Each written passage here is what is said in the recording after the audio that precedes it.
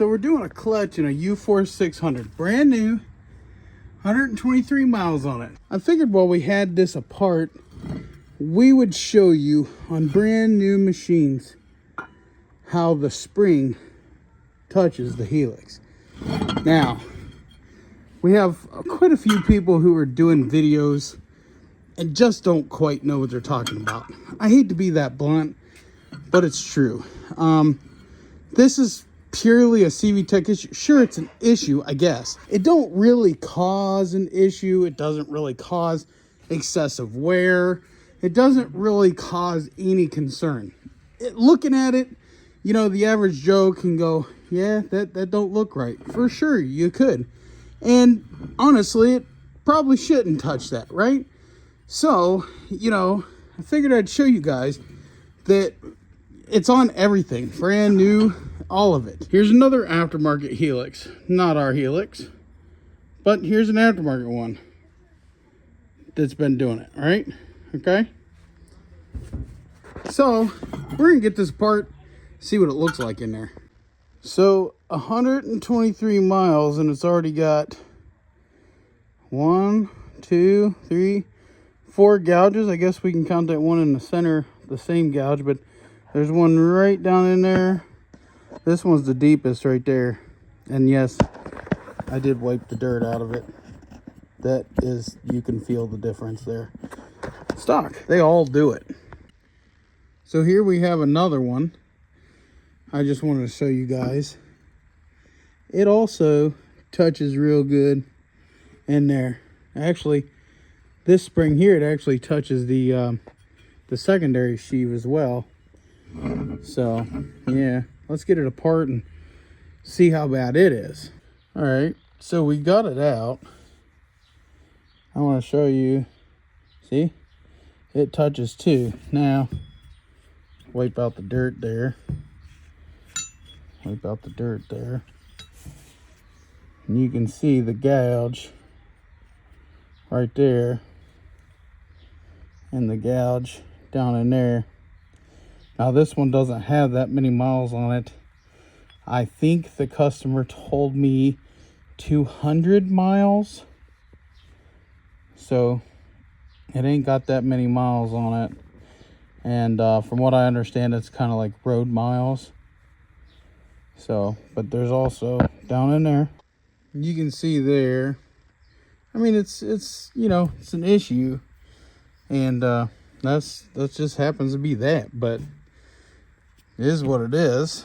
However, here's something that's going to surprise you all. Just to be clear, before we go in with this new helix, it's going in with the spring that already has marks on it. So we're only going to be focused on the inside of the helix, which I just got done polishing it, so it's dirty. But see, I polished the ramps. Oh yeah. Let's go test it. We're going to put some miles on this weekend. And then we're going to tear it back apart. See if it doesn't touch.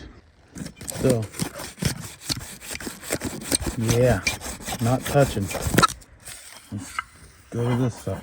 Hold on. Let's go over here. To this side here. Okay. There's one again.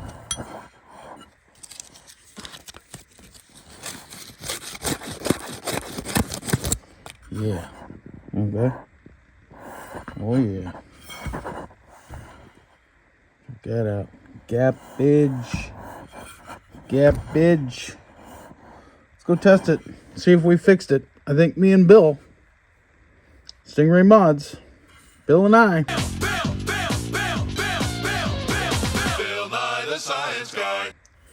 Worked hard and fixed it. We're going to test it though. We'll be back. All right, guys. We got back from riding all weekend, but quite a bit of miles. Look down in there. Looks like the belt went all the way down, so it shifted all the way out. Look like we shifted all the way out there. Now, remember, this spring already had marks on it, so we're not going to worry about the spring. We're going to see if it touched the helix any. So, let's get it apart and see. I'm hoping that it didn't. Looking good though, looking good. Looks like it shifted all the way out and everything worked like it should have. So let's get it up here and I'm gonna get it apart. All right, so pull it off there. So first off, we can see that it did indeed shift all the way out. Now we did polish this one just to see if it made a difference on shifting. If it did or not, I don't know. But now we can get down in here and look. Didn't touch the helix in any way, shape, or form. So I can safely say Bill and I are the only ones that fixed it. We were able to fix it. Heck yes. That's a win in my book. Now, let's talk about why that happens in the first place. Because a spring, when you push down, it kind of cocks over. Just naturally, it does that. So, that's why it does that. It's just the way springs do. Any springs. Heck, you got an old car with coil springs in the front end. Look, they're not straight up and down. They're like that. It's just what springs do. Anything. Any spring. Once you put enough pressure on it, it's got to move somewhere. And the way springs, coil springs, are wound, you know, they're not even. So all the pressure is going to be more on one side of the spring than it is all the way around. And when you have that, check it out. Let's see. So you can tell the pressure would be about from here to here. So when you have that, yeah, so some people, Google mechanics, are trying to make it a huge deal. It's not that big of a deal. Does it suck? Yes, because it does wear your springs. It does wear into your helixes. And it does do those things. Is it the end of the world? No. Is it going to hurt your clutch? No.